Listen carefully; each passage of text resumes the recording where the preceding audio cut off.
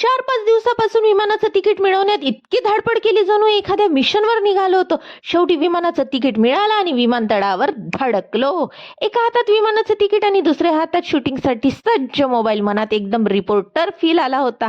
आईच्या एकाच खांद्यावर दोन्ही बॅगा लटकलेल्या होत्या आणि दोन्ही हातात बाळ. जणू ती मल्टीटास्किंग क्वीनच होती.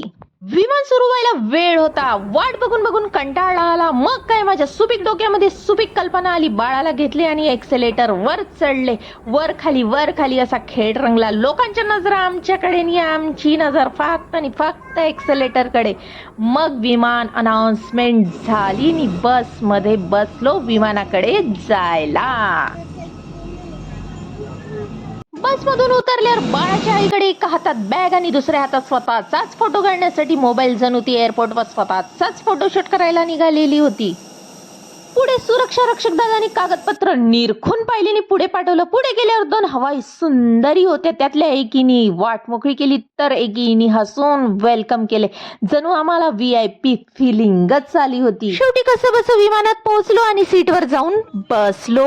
मी बाळाशी बोलत आहे. बाळाला सांगत आहे, अगं बाळ उठ, आता आपण विमानात आहोत, आकाशात उडणार आहोत. अरे आपण पक्षासारखं उडणार आहोत. तरी बाळ उठणार नाही. त्याला मी परत सांगते, जर तू उठली नाहीस ना तर पायलटला सांगून विमान वळवून परत घरी घेऊन जा.